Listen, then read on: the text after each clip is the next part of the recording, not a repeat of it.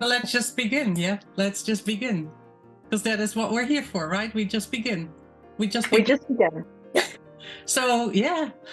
Hello. We have no name yet. We have a name. We have a name. But we don't have a name for our show. Well, This we've is got several. Sonia. This is We've actually Sonia. got several names, but we haven't kind of settled on anything yet. No. Yeah. So the idea behind all of this is that me, Sonia, and my beautiful, beautiful friend Joyce and fellow artist Joyce, we're going to sit down on a regular basis and we're going to have a chat, because we've been having these chats for a while now, and we realized that actually there's quite a lot of value to be had in the conversations that we have together. And Yeah. so being able to sort of sit down and record them, even if it's just for ourselves, that's a really, really valuable resource.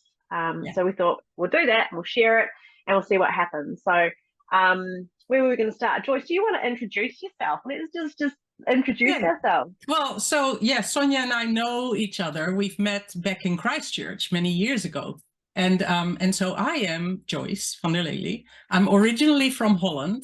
I moved to New Zealand in 1995, and we moved to Christchurch. For those of you that have never seen me online, but sometimes you may have, you may have encountered me on events and summits and stuff, but then but I came from Holland to Christchurch in 1995, and yeah, to start a new life, a better quality of life. Funny thing, it's very easy to recreate your hamster wheel. So that is what I did in no time. During those years, I got to know Sonia through a acting class. And I got into the acting class because of a friend of mine, actually the mother of a friend of my son from school. They went to acting class, the boys went to acting class, and then the mum apparently used to do it. And so she sort of, made me come along and encouraged me to come along. And so that's where I met you, right? That's where I met you. I think at that time I had a part-time job at the Dutch consulate, and I was teaching art classes at home to school-aged kids mostly, and I had some evening classes for moms. Yeah, and then I don't know, I think I stopped going to the acting classes, and then the earthquakes happened, and then I moved, and then somehow we kept in touch. Yeah, we did. I know that was before. Definitely. Yeah. Yeah, because that was before you actually started with your jewelry, or you had just started with your jewelry. You had that dream, right? You had that dream then. Yeah. Yeah, absolutely. Yeah, and it was, and I mean, the earthquakes were a catalyst for a lot of things, because the drama side of things, the drama that sort of, I think we had about a year, did we? Maybe, yeah, about a year before doing that adults acting class before we did two shows. We did two shows. I think it was before that. Yeah, it must have been yeah, because we had performances and everything, so nothing ever got cancelled. So it was still solid. Yeah, it was, because we were in the old arts centre, I think, here in Christchurch. So I think that's where one of the performances was, and of course the arts centre got absolutely, what's the technical term, munted. Munted, yeah. And I think actually the building where we had the classes, I think that's all gone. Yeah, it's all gone. Yeah, absolutely. And so yeah, we were able to kind of keep in touch past that earthquake. I think the earthquakes were a real catalyst for not just you and I, but certainly for a lot of people. I mean, they forced us to it forced me to look at my mortality, I suppose, but really looking at it and going, what I was, that hamster wheel thing, like, what I was doing, is that, like, if I were to die right now, would that be what I want my legacy to be? And the answer was a resounding nah.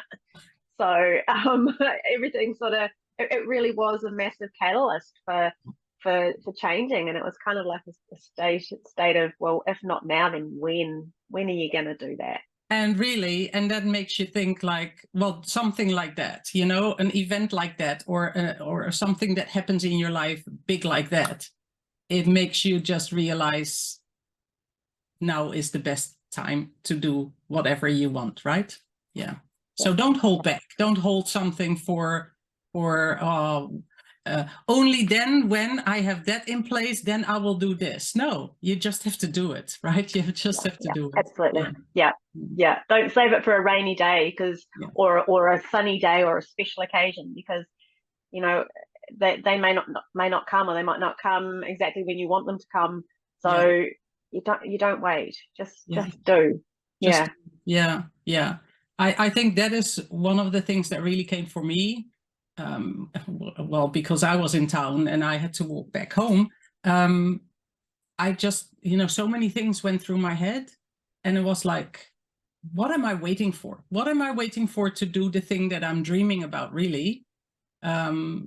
Is it acknowledgement for somebody, or is it a permission? You know, it's often that permission, like, oh, I cannot do it yet because I need to get these ducks in a row or whatever, or I have to first get this thing. You hear it so often, right? And those things really went through my mind, and I thought, no, stuff it. I'm sorry, but yeah, like I'm just gonna be creative, full stop, 100%, and I'm just gonna make it work for me, for my life, for my income, for my source of income, right? It needs to be possible. It needs to be possible. Let's just throw out all the stories that other people want to try and impose and tell you about the thing that you're dreaming about.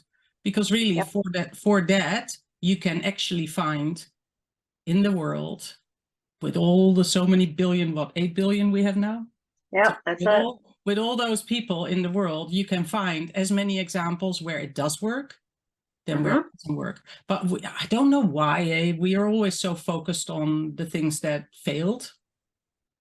Yeah, I think there's a level, I guess, of fear, and it's not necessarily our own fears, because I think if we were to really dive into what truly makes us happy and what sparks our wonder and our awe and our creativity, then there's no fear in that place. It's just do. But we don't want to disappoint people, and we don't want, especially the people that we love. And there's a lot of conditioning that goes on. And I think also, I don't know about you, but if you're in the creative arts, in whatever form that takes, there's an expectation. Well, there's a rhetoric, there's a storytelling that goes on. But if you're in the creative arts, there's no money to be made from that space. You can't make a living. It's something, it's indulgent, and it's a hobby, and it's not real. It's not real work. No, it's fringe. It's not. It's the fringe things, right? Yeah, absolutely. And so I think you've kind of got to, you have all of that going on. And I know for myself, because when the earthquakes happened, I had a business. I had actually been training. I did I recently graduated with a PhD in civil engineering, and I was working and creating a business, a consultancy, working in risk and resilience, ironically. And we lost our business. We lost everything, and I lost most of my savings in the aftermath of the earthquake. And so for me, I had to get a job. I was a single mum, supporting my family. I had to go and get a job, and I got a job. I started out with just a retail management role, and then I worked in customer services and corporate sales. And it was really interesting. Like as I looked at it, I watched the amount of creativity that I had in my day-to-day work dwindle. It started out with a little bit of creativity, and then it kind of just tanked. And by the time, so that was post-quake, and by the time I got to, I don't know, maybe 4 years after the earthquakes, which was 2011. 2011 is when the earthquakes happened. 2010, 2011. I had got to a point where there was like almost zero creativity in my life, and I was so desperately unhappy, and I had to do something. I was desperate, And so I actually started where the jewelry, I make jewelry for a living. Where jewelry came in, I actually couldn't tell you how it became jewelry making. I've always been creative and wanted to be an artist for sure, but didn't really have jewelry making on the radar. I had zero training. I just needed to make stuff. I needed to do something tangible in the creative realm. And so I did, and it made me happy. It fulfilled something in me that I wasn't really consciously aware had been missing. And it sort of steamrolled from there. But I actually had to get out of my own way. The day that I decided that I was going to quit my day job and take this role on full time, was terrifying. It was absolutely terrifying. I was the sole income earner in my family. If I didn't make it work, it wasn't going to work. And I was going to have to go out and get a job. And, you know, the one thing I realized about myself is that I'm a really, really crap employee.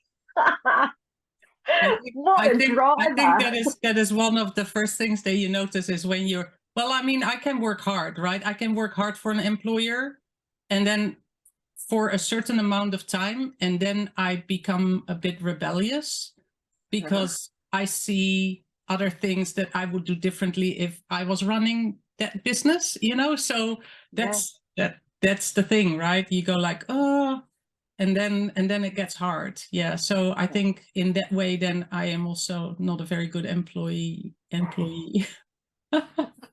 Yeah. I worked out quite early on in my creative journey that I probably wouldn't employ me. Yeah. I wouldn't employ me, but I was a great boss. Yeah. Well, that's good. That's good. So because you haven't really introduced yourself, actually, you know, you tell a little bit of things, but so because you used to do a very technical job before, right? I remember that when I met you, that you were in a very male-dominated area of work. Yeah. So I guess going back, when I was at high school, at school in general, I wanted to do art. Art was everything to me. Specifically painting and graphic design. But I failed art at high school in the exams that we had for art, and I didn't get into graphic design school. So I ended up at university doing geology, of all things, earth sciences. Really good at it, and I really enjoyed it. And it took me, I ended up becoming one of the only women at that point in time, certainly in New Zealand, and there weren't many around the world, female geotechnical engineer or geotechnical scientist. And so I worked all around the world, specifically building tunnels. That was what I did. I worked on rock supports and site stability for tunnels. And yeah, so it was different. Very different. Yeah, it was very like I actually quite enjoyed it. Yeah. I enjoyed the science side, but I've got quite a scientific engineering kind of bent to my brain, and I do enjoy that, but it wasn't sustainable for me, and especially after I had my son, it wasn't something that I could do long term and didn't want to do long term. So yeah, I started making jewelry. That was the creative outlet I found, and specifically making jewelry from recycled materials. So that post-quake environment here in Christchurch, I'm based in Christchurch still. There was and you know this, Joyce, you saw it firsthand as well, but there was so much destruction of property, of things, of buildings, not just people and their lives, but physical parts of our community. And to me, it was absolutely devastating, the amount of beautiful materials, amazing native timbers, and all these materials that were just literally getting trashed. And so I used to say I made beautiful things out of broken pieces. And I guess what I didn't really realize and appreciate at that point was that probably that was my life. I was learning how to make beautiful things out of broken pieces, and that's kind of been the theme right the way through. Yeah.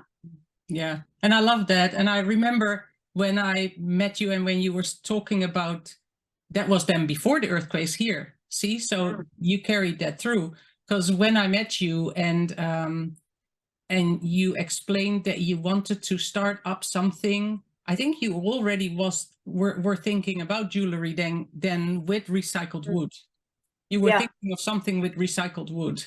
And Yep. because I remember that. And then, you know, as we kept in touch and you started to make these really beautiful metal jewelry, you know, or well, the combination and everything, I thought like, wow, you know, you've actually really pulled your dream through and forward. Even, you know, you expanded on the first idea. Yeah. And I love that. I love journeys and adventures. And I think like you really took on an adventure. Yeah.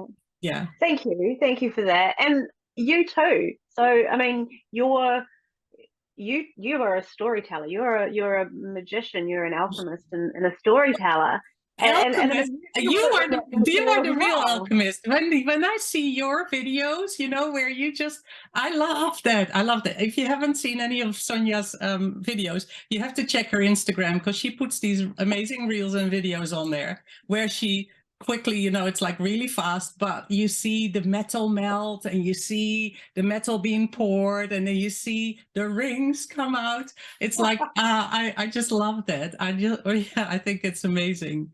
So I do my alchemy, art alchemy kind of stuff in a slightly different way. But yes, I believe that we create from discarded or remnants, or anyway it's sustainable, right? I love to work with sustainable substrates. If I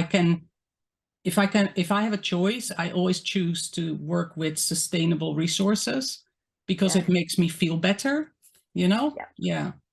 Yeah. It's like you're contributing rather than taking. You're giving something rather than taking something away. Yeah, and you keep something that is already there in the circle, in the Mhm. you know, in the space, in the spiral. I think it's a spiral. I think it's a spiral. What I take, I add to, and then it sort of levels up. Yeah. At least that's how I like to see it. Like it levels up. You know, I add my energy to it. Yeah, I guess I'm an energy worker. I don't know. Titles. I don't know. What do you call yourself? Artist? Mm, you know? Mm. What am I? Doesn't matter. It doesn't matter. Yeah. You and spirals, like so that's almost a symbol for you though, isn't it? The spiral. Yes. And look, you made me some. Yes. I love spirals. I love spirals. So here you go. So this is one of, that's the I love the simplicity and the potential of this. I can hang Mhm. things from it. It's a spiral. I don't need any closure things. It just pokes through like boom, it's Yeah. in, you know. Yeah. Yeah. And And the spiral because everybody compliments me on them, you know, and I think yeah, like, yes, it's like spirals. Oh, I love spirals. You love spirals too. Yeah. yeah, I do. And spirals, because spirals, I have a Te Ao Māori history, whakapapa, which means your genealogy. And so for from my ancestral perspective in Te Ao Māori, or the world of Māori thought and belief, spirals represent that it's called the koru, Koru, koru, and the koru represents the cycle of rebirth. And so it's this endless beginning, and because a spiral is it starts in a point, but it comes around full circle, and then it comes around full circle Yeah. It's again, never and so ending. yeah, it's never ending, and so it's this continual cycle of death and rebirth and Yeah. recreation, and I think that's probably somewhere where you and I really connect. Yeah. Yeah. I think so too. I think so too. It's like, yeah, you could say a spiral is almost like a phoenix, right? Yeah. There's an infinite possibility of being reborn or restarting or recalibrating and everything, reignite Yeah, everything. Yeah. Yeah, because we are, I mean, we have a lot of things that we think we think about the same things. It doesn't mean like we're thinking about the same thing and say in similar ways. Maybe, you know, we are different people, but we connect on certain things. We definitely do connect, and we're like sisters in that way. Yeah, I believe, 100%. you know. And Yep. that is with, I have a few other connections like that in other places in the world where we are different people. You know, we come from different places. We had different upbringing. We probably think about a lot of things differently. And then there are a lot of things where we sort of interlock. And I love that. I love that. And I think I always believe that if we can find those connections, they're precious connections. And if we can find those connections and keep them alive and sparking, then that's the web that we can build around our Mother Earth, right? Yeah, totally. I see it as I love the concept of a web. The concept was introduced to me several years ago via a legend, if you like. A legend originates in Asia of the red thread, and the red thread is about destined souls who are linked forever through time and space. And you can stretch or you can twist or knot that thread, but you can never actually break it. Yeah. And I've come to understand it as much about a romantic connection, but more it's about that connection that we have with one another. We are all connected to one another, and we're connected to Mother Earth, to Papatuanuku as well. And for me, I see it as a tapestry. And when you start pulling the threads of the tapestry, you realize that it's one thread. It's all one thread. We're just an expression of that tapestry along that one thread, but we're all connected amongst it.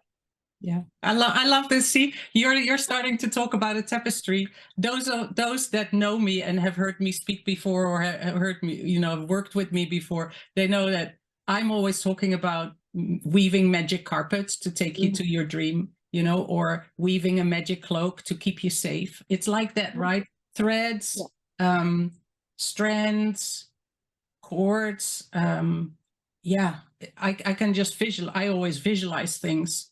That's maybe the storyteller in me. You know, I always visualize things, and I can just see that it's everybody weaves their own tapestry. Magic. Yeah, their own magic. Yeah, because it's magic. Yeah, it is magic. It's beautiful. We are magical. Just admit it. We are. You know, and I'm talking. I know it. You know it. To whoever ever once sees this, you know, you are magical too. Yeah, just believe that. Really trust that, because we are. You know, and people just seem to lose or not lose, but have forgotten that. You know, forgotten that, or put it somewhere behind a door or locked away or something. Just open up your own magic, I think.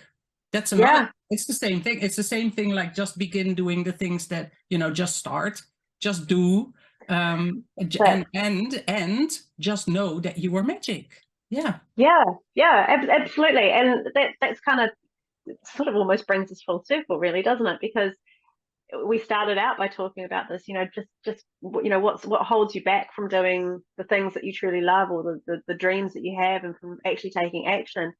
And really, when you sort of start to look at that tapestry and realize there's really nothing to be afraid of, because we are all connected. And when you tap into that connection, be it with one another, with similar souls, like sisterhood, like yourself and you and me, with the elemental forces, with the earth, with the sky, with the universal, whatever you want to label it as. But when you realize that we are all magical elements within that giant tapestry, within that enormous eternal thread of life and creativity and being, when we do that, then there's no need to fear, because you can't get it wrong. You can change it, and you can mold it to what you want it to be, and that can change too. You know, when I started out with my creative journey is not where I am today, and it won't be where I am next year. It'll be No. somewhere different. That's exciting. That's part of that And adventure. that's also why we started Starting. talking, right? Yeah. Yeah, because you know, like when we started having these conversations, it was like, sometimes we get stuck too. We, even though like create our business, we are both one woman shows in our Yeah. business, right? Um, Yep. and creative, and so our businesses are creative based, and that's a challenge in itself. Yep. It both our businesses are our source of income and our livelihoods, That's and right. and then you think like, well, you've made it, right? You've made your hobby your job. How that's how people say it, like, oh, you're so lucky you've made. But then, and then on top of that, that doesn't mean that every day is a great day, because we also, we also still get stuck, and we also still start doubting ourselves, and we have good days and bad days, even though every day feels like playing. It feels like Yeah. a playground in a way, and still you have that. And so that is also why we started talking, right? To try and Yep. support each other through that a little bit as well, and say like, hey, you feel that, or you experience that. And so that is also, that's also one of the reasons why we thought we'll record it, because then you can just go back and listen again to your own wise words. Yeah. Yeah. Absolutely. It's funny, isn't it? Because you don't appreciate just how much wisdom you have, and that's why I journal, Yeah. because and I read back through my journals, because sometimes I'll read things, or I will write things and then go back and read it and go, oh my God, like Yeah. I knew what I was talking about back then. Why was I not listening to myself back then? Yeah. So we do have this innate wisdom, and yet sometimes we need a vehicle to help bring it out. Be that our creativity, be that our connections, whatever it is, be it being out in nature and being, in awe of what's around us, whatever it is that draws that wisdom out of us. Yeah. It's in us, and trusting it is an enormous leap of faith, I think. I think it is like, we are trained to look outside for approval and permission and validation. We are so trained to do that, and look for that outside of us, that we have completely forgotten to look within and find that actually it's already there. You know how, like, so cliche, everybody always says, like, when you hear personal development and all that, it's like, oh, everything is inside of you, and it's like, oh, really? But it truly is, because if you want to make a choice, if you can choose between two things, make your choice. Yeah, right. You just look at the two things and you go like, which one do I like better, so I choose that. Why is it that we always somehow need to validate that, with your sister or a friend or a partner or a parent? It's like, what do you think? I think I'll have this red one. What do you think? Yeah. So what if you think you need to have the red one, then get the red one, and not the blue one. Yeah. But we always seem to just bounce that ball off, and want to hear this validation or permission, or and I think that is the thing, like, we don't trust ourselves enough. I mean, I do a lot of work and work on it, so I do trust myself a lot more, and still it comes up sometimes. Yeah. Yeah, absolutely. That trust thing is a huge thing, and you said it before about the that the forgetting, that we forget to trust ourselves, or we forget. It is like a cycle, and I come back to that, the spiral. It is like this constant forgetting, and then remembering, and then forgetting again, remembering, and every time you come back to that remembering space, you're remembering just that little bit more, and you're trusting that little bit more, and you're not coming back round to the same place. You're coming back round with a whole different world of experience and knowledge and understanding. And it's a little bit like, for me personally, I live here at the beach, and I know, Joyce, you live pretty close to the ocean as well, and the ocean is important for both of us. And I kind of envisage it in my mind like the ebb and flow of the tides or Yeah. the waves crashing on the beach. You know, it's never the same wave.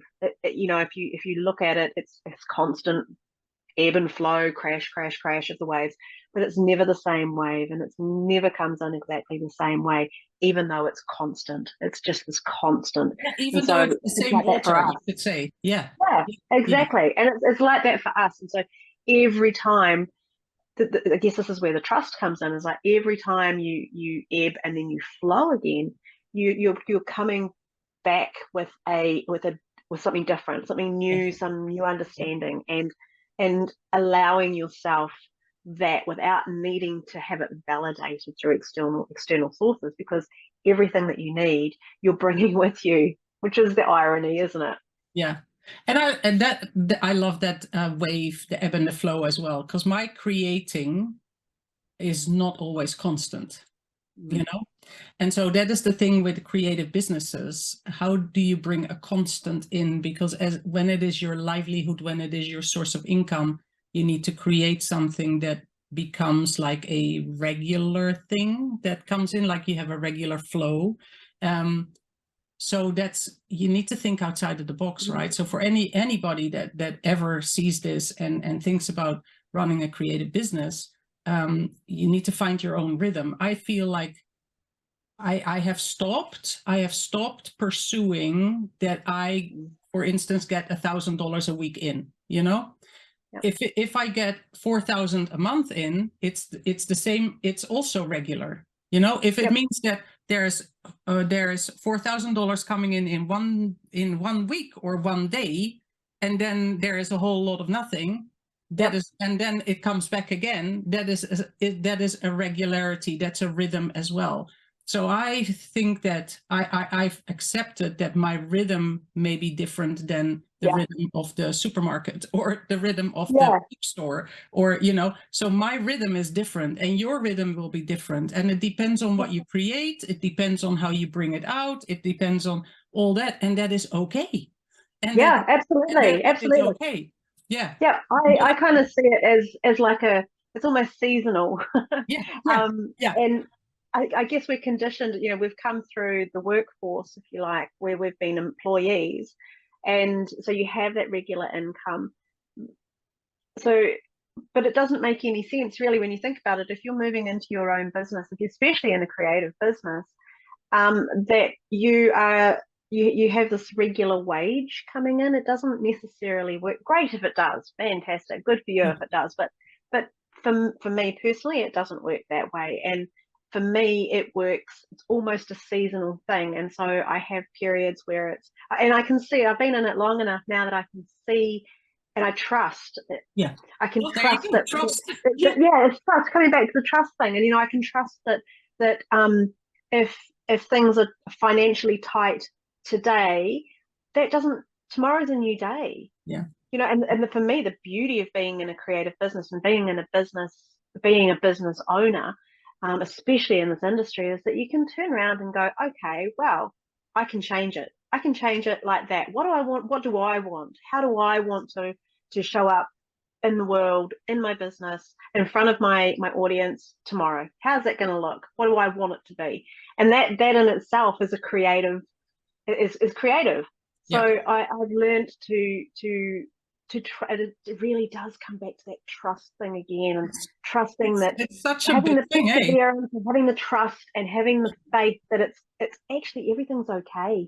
It's actually going to be okay. Everything is okay. Mm-hmm. Yeah. And you know, if we can do it, you know, anybody can do it, really. 100%. That's the thing, right? A lot of people see people like us go like, oh, I wish I could do that, but oh, she must have had all the luck in the world, da da da da da. And you know, it really isn't. It really isn't. No, it's definitely not. I think, you know, really, it's less about luck and it's more about persistence. It's more about being content to, well, no, that's not the right word. Being persistent. Like, I always envisage it, I guess, coming from a looking at natural resources as a geologist, we always talked, you know, learned a lot about the mining industry and the mining of precious metals and gems and things like that. And there were so many stories of, you know, the miner who was digging and digging and digging, and then they had nothing and nothing and nothing, and then they stopped. And then the next person that came through went the next 10 meters and the digging, and there was the treasure. It was like right there, and it's like, are you going to give up? Like, you know, at what point are you going to give up, or are you going to just find a way and persist and trust that actually this is the pathway that you're choosing? You choose this pathway. There's no right or wrong, but if you want it, then choose it and stick with it. Yeah, I truly believe that, like, every day I choose creativity or creating over sitting behind, you know, sitting in an office or something like that. So the first thing is, what makes me happy today? What makes me happy today? And that's what I'll do. And of course I have, you know, of course, I mean, I have clients, I teach workshops and classes and stuff like that. And so they are scheduled into my calendar, and we cannot avoid, you know, even if you wanted to, we cannot avoid that our society is built around clocks and calendars and time and all that. So those are just the things that are. And then with the remaining time that I have, every time I choose, I make a choice what makes me happy at that moment. And what makes me happy can be like cooking a really nice meal so that I can have yummy food inside, you know, in my belly. Or it can be just sitting and reading a book, or chatting to you, or painting and writing in my journal. And every time you make a choice. And I think that if you start with happiness, because if you feel happy, it makes a lot of things so much easier, and it makes it easier for other people as well. Because if they encounter you and you're happy, you're a much nicer person to be around. That's so true. It's so true. But isn't that interesting though? Because what you've said is happiness is a choice. You know, and I think this is where we're sort of, society conditions us, or we are conditioned or allow ourselves to be conditioned to think that if I can just get to there, then I'll be happy, or if I can just have that, then I'll be happy, if I can do this, I'll be happy. Actually, it's the other way around. It's like, I can choose to be happy. I'm going to choose to be happy and identify and then pursue the things that make me happy. I'm not going to wait for them. I'm not going to be, I'm happy, and then I'm choosing the way that my life is going to look. It's not the other way around. So I never feel like, people always say, God, Sonia, you've always got so much on the go. There's always something going on with you, and you know, you're never short of an idea. It's like, well, no, because I'm choosing that. That is the life that I choose, because that life makes me happy. I am a happy person when I am able to do that. And so I will choose to do all the things that enable that or allow that to come into my life. The story. You know what I started to do? I started to see my inner self, my inner being as space with doors. And so I like open doors. And so if I have the door to happiness open, then that light can shine in. And if I have that door to possibilities and abundance and whatever, abundance in everything, abundance in ideas, abundance in inspiration, abundance in happiness, you know, just open the door. So let it flood, let it come, just flood through me, and I'll just do whatever, you know. And then I have these, like, then the sparks can come out everywhere, you know, where it's like, you know, when you say people that laugh, their eyes spark. I think it definitely is that, like, happiness sparks. And so any energetic abundance that you allow to come through you, or from your inner beautiful wisdom magical self, if you could visualize that would spark. It would spark from your eyes, it would spark from your fingers, it would spark from your toes. You know, you look at dancers, it's almost like their magic when they jump and all that. Yeah. It's like, yeah, like that. It's magical. It's magic. Magic. Yeah. Yeah. Yeah. It's back to the alchemy thing again. It's absolutely magical. I totally agree. It's and I think of a quote that I think it was Leonard Cohen about where the broken parts are where the light can come in. Oh yeah, yeah, yeah. Because one of the things that I've had to really sort of sit with in the last, well, as I've gone on this journey with having a creative business, is when I first started making jewelry, I wanted everything to be perfect. Like I wanted the perfect polish and I wanted the perfect shape, and almost to the point where I wanted it to look as manufactured as it possibly could. And even though I was making things by hand, and of course I could never get there. And No. I was constantly doubting my abilities until I realized that the perfection lay in the imperfection, and that the real beauty of the pieces that I made came because I was imperfect, and they were going to people who were imperfect. And that was a beautiful, beautiful thing. And as you've just said, you know, the spark, the magic, the alchemy, that comes through where the bits are broken, because that's where the light can come through. Yeah. And it's a truly, truly magical thing. Yeah. Yeah. Even the Japanese have their mending, you know, where they mend with gold. I love that too. You know, definitely the uneven surfaces is where the light can play as well. Yeah, that's right. You know, reflect in different ways. If it's just a smooth surface, oh gosh, I've had students in my art studio that attempted to paint, and they just kept you know, and I said, what are you trying to do? And really what they wanted to do was Photoshop a paint bucket, you know, like that. They wanted to have the sky that even. I said, you're never ever going to, you know, achieve that with a brush. You need to do that digitally, and then you just do your paint bucket, bloop, it's blue, you know. But if you start painting with a brush, you will always have brush strokes. And people go to you know, you go to view paintings because of those brush strokes, because that's where the energy, that's where the emotion, that's where everything is, you know. Yeah. It's just strange like that. And I think definitely creatives and artists will understand this, I think. Yeah, I think so. I hope so. And I'd love for it to sort of move beyond just, you know, artists understanding this, because it's such a metaphor for life. It's such a beautiful beautiful way to allow yourself to be in the world, is to allow the perfection of the imperfection and the beauty of that is, you know, we talk about Mother Nature. When you go and see a sunrise or a sunset, or you go and watch the ocean or see the mountains and the forest, there's no such thing as perfect. Like what does that even mean?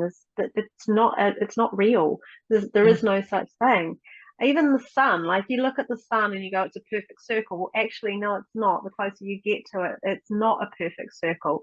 It's, you know, it's textured, and there's troughs and hollows, and nothing's perfect.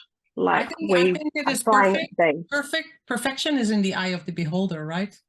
When it's a perfect day, you look, I can go out and say, hey, it's a perfect day because I want to go to the beach. Or I can say, hey, it's a perfect day because I just planted my seeds and I need rain.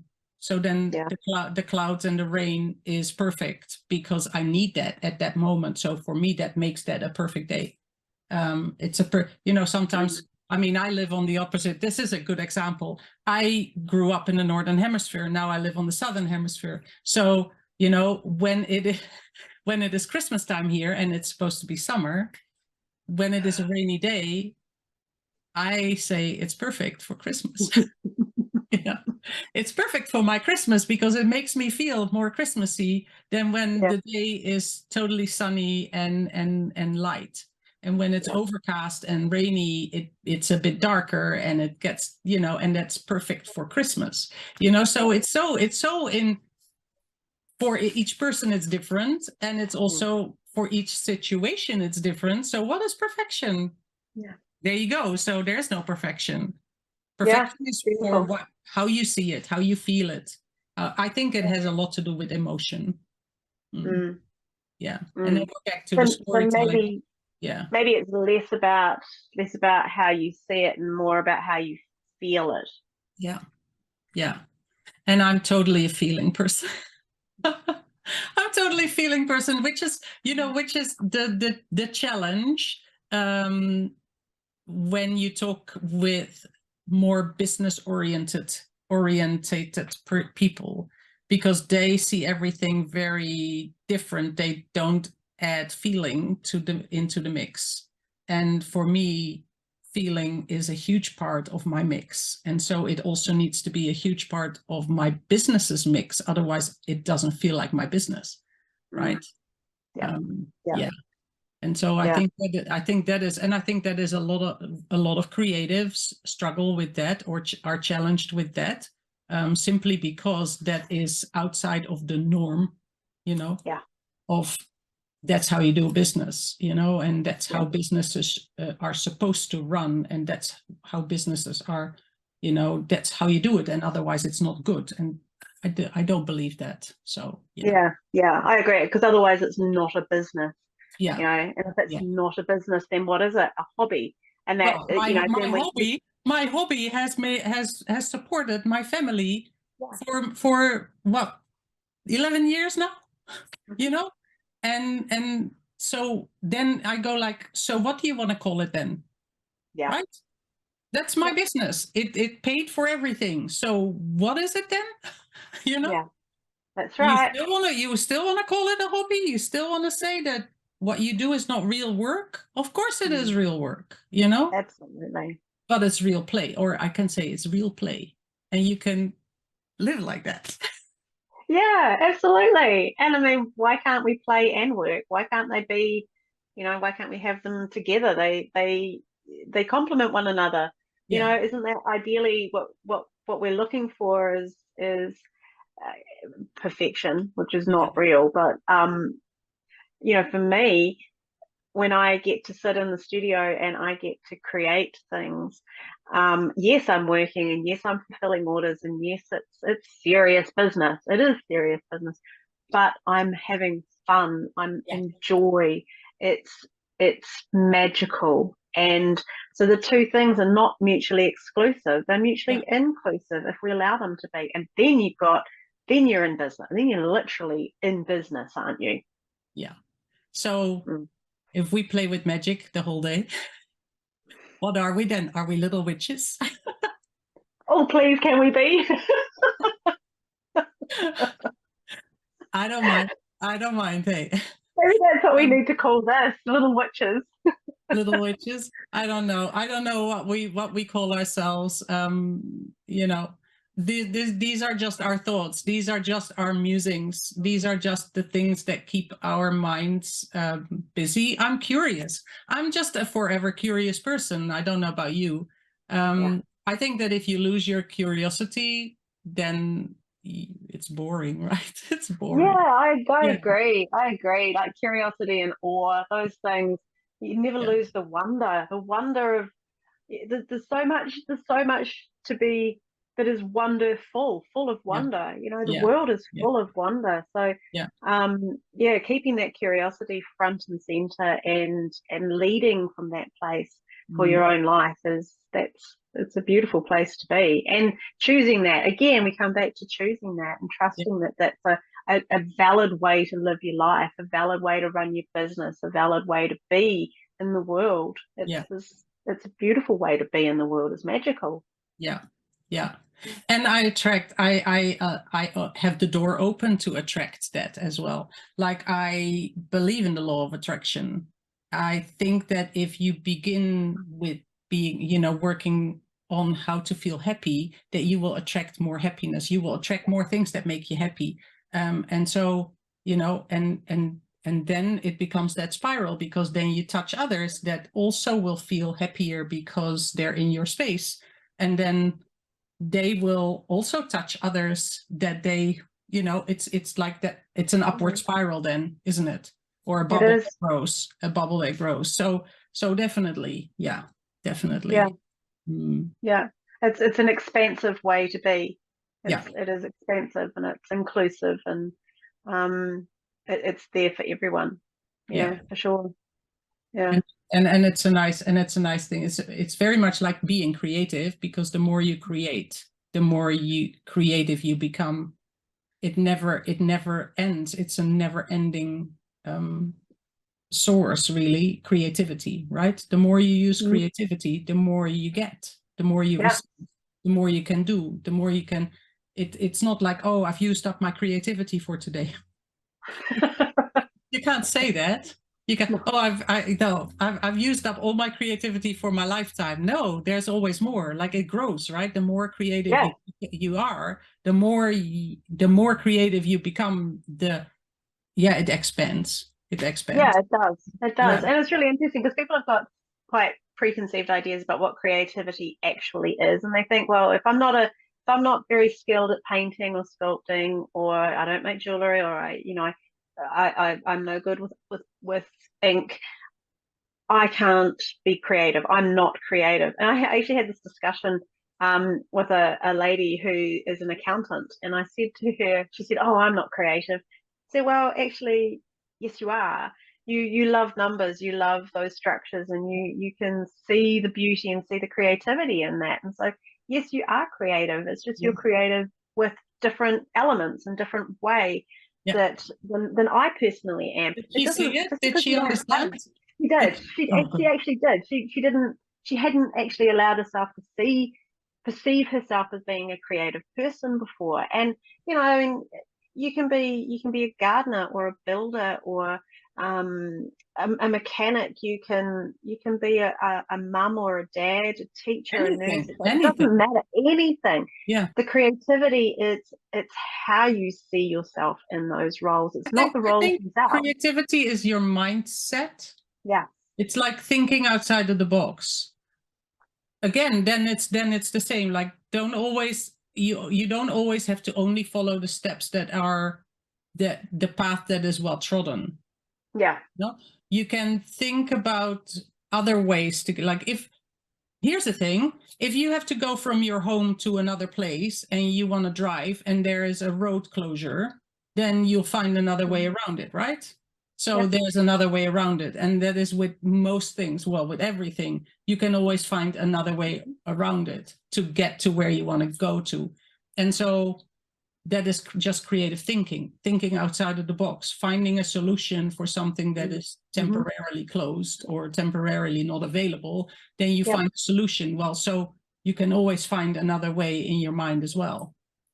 If you have a dream or a goal or whatever, something that you want to do or to go to or to reach or whatever, if one way doesn't work, then there will be other ways that work. You just have to go there, and you have to open yourself up, open your mind up to see other options, other possibilities. Yeah, I think that is also what running a creative business or running a business creatively, you can run a very boring, well, I don't know what is a boring business, but you can run a very boring business or whatever in a creative way, right? Yeah, absolutely. Yeah. Absolutely. So there you go. So everybody can be creative. Yeah. If they want to see themselves that way, if they choose that pathway, everybody can see themselves as creative and have creative businesses, creative careers, creative lives. Yeah. So there you go. Everybody's creative. Everybody can be creative. we are, and we're loving it. But then we do have challenges as well, and that's why we chat, right? And that's why we chat, because it does help to have somebody like a sounding board, right? It does help that it helps to have a good ear to listen to your story or to see something from a different perspective, because sometimes you can go and stare at something and go blind staring there. And then if if you have a guide or friend or a mentor or a teacher or whatever, to help you or to see, to have another look, just have another look and have another talk it through. I often think of the story of Vasily Kandinsky, and he was widely renowned as the father of modern art. This amazing Russian painter, Yeah. and his work is abstract, Yeah. beautiful abstract work. But he was painting one of his most famous paintings one particular day, and he was so upset with it. He was so distraught with it. He ended up throwing it in a corner and walking out. And one of his very best friends, another artist, he came in and he saw the space and he went, "I'm going to clean up for Kandinsky. I'm gonna tidy things up." And when Kandinsky came back into his art studio and came back into the space after his friend had cleaned up and he'd calmed down a little bit, that particular painting, his friend had picked it up and he'd tidied in and around it and he'd put it back, but he'd put it back upside down. And it was sitting there, and Kandinsky went, "Oh my God, that's it. There it is." And it was just that he needed. It was that relationship between the two of them, that trust between the two of them, but to be able to see things in a different way. Exactly the same thing. It's exactly the same painting, exactly the same situation, but just being able, the gift of being able to see it in a different way. Yeah. Wow. And I often think about that, because I think being in a creative business and being in business on your own can be a really lonely place. It can be very isolating, and it can be very difficult. You get so insular. You can get so insular, and it can be really difficult to sort of step outside of that. And that's one of the things I value most about our friendship, is being able to trust you, so that I can say, "I'm having this issue. These things are happening with my business, with my life, with my art, my creativity," and you can help me to see it in another way. Yeah, flip it over. Like I mean, I love that that you talk about this story with Kandinsky, because I am, I don't know if the last couple of months, ever since my partner made his transition to the other realm, I've been looking at a lot of things and just looking at the flip side, the flip side of things. Like, this is how I see it. This is how I experience it. This is the choice that I normally would make.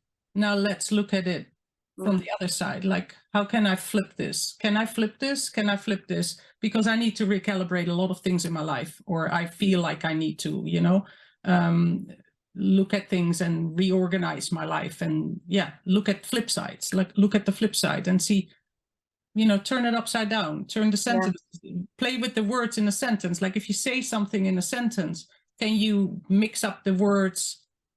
Does it make a completely different meaning?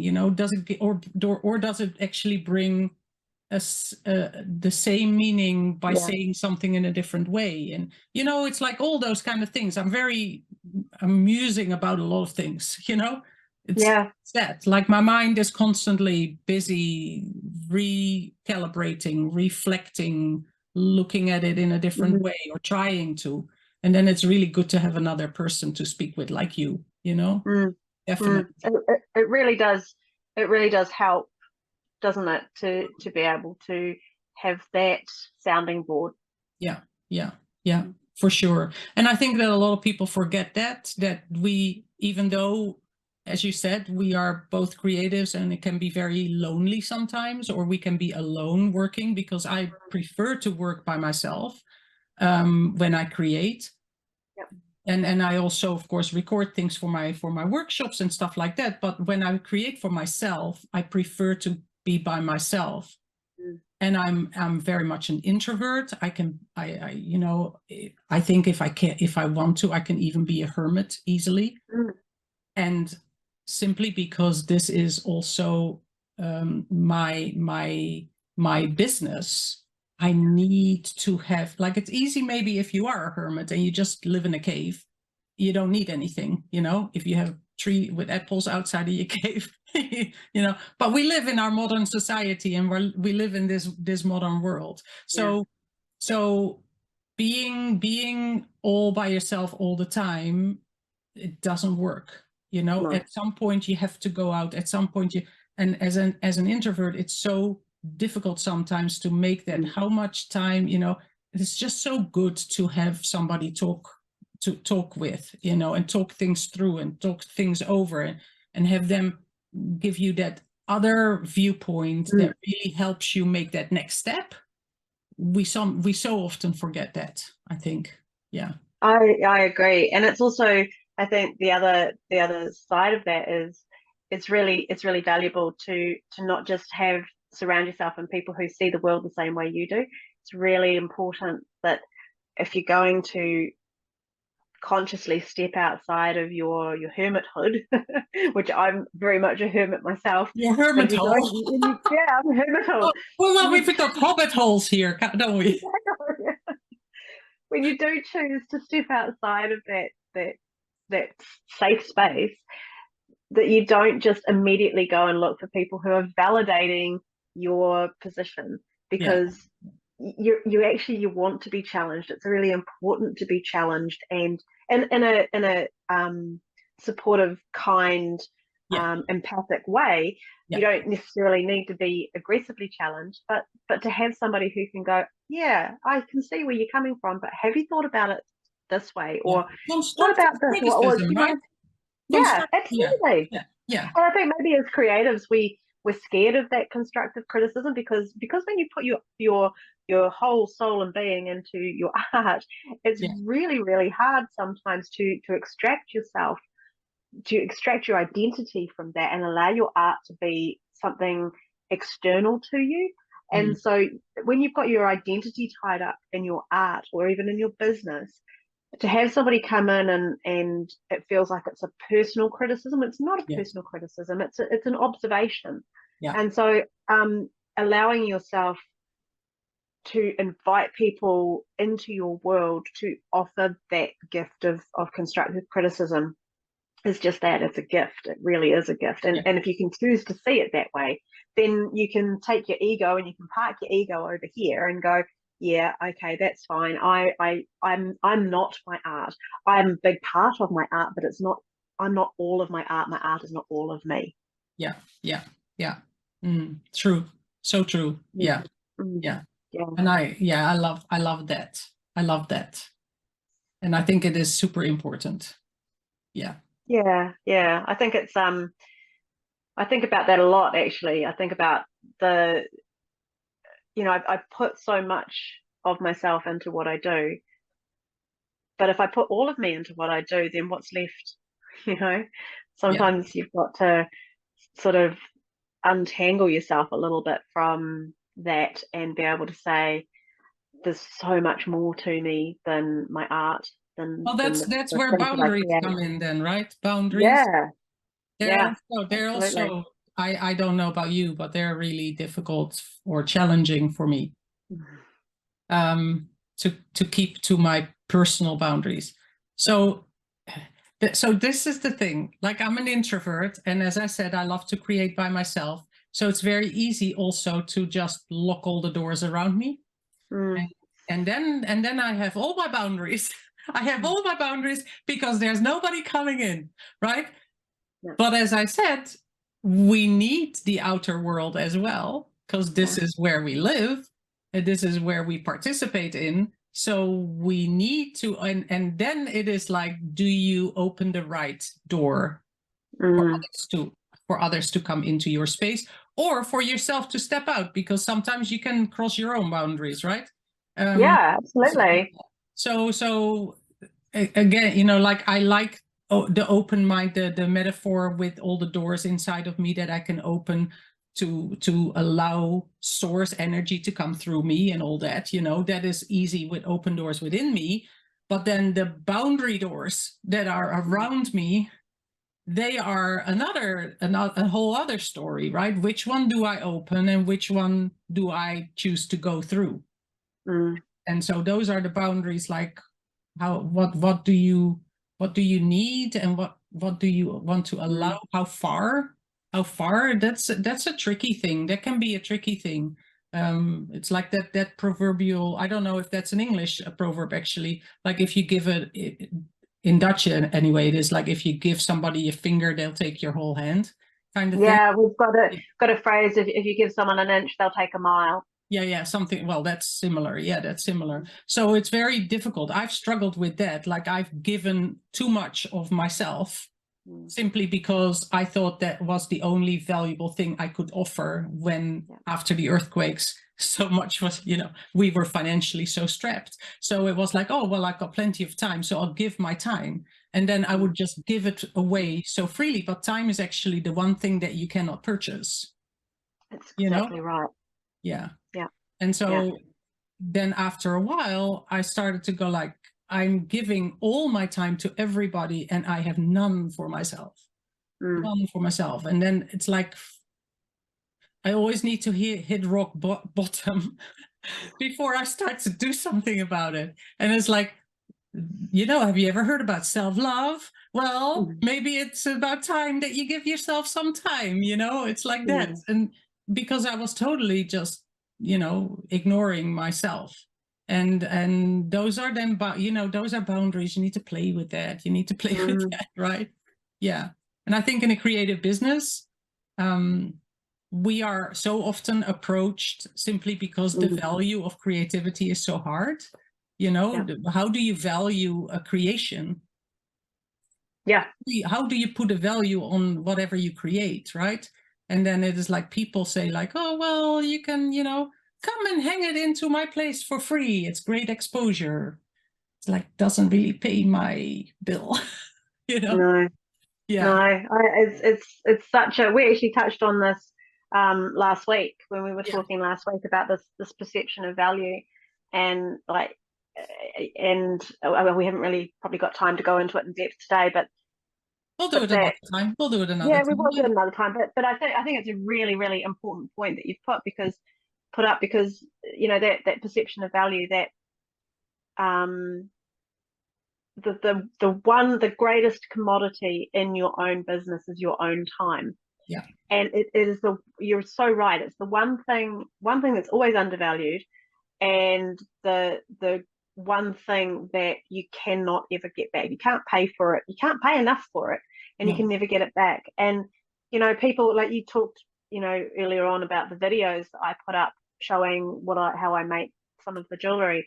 And people always say to me, they always comment on them and they go, oh my God, you make it look so easy. It's like, I've put hundreds and hundreds of hours into mastering that craft so that you can look at it and in a 60-second video and go, it looks really easy. And so how do you price that? How do you value that? Well, you know, I can put a monetary value on an hourly rate, blah, blah, blah, blah, blah. But actually, it's way more than that. There's so much more to it than that. And so the perception of value it's a huge issue. And I think we really should come back to this topic. Yeah, we have to do a separate one. We need a whole video just on that perception of value and how do you price art? Like what does that even mean? That's such a massive thing, and it's so tied into the boundaries that you talk about, and that concept of yourself in the art. It's all tied in, and it's almost, I don't have an answer. I have some ideas, but I don't have an answer, because to extract yourself from that is, I actually don't know.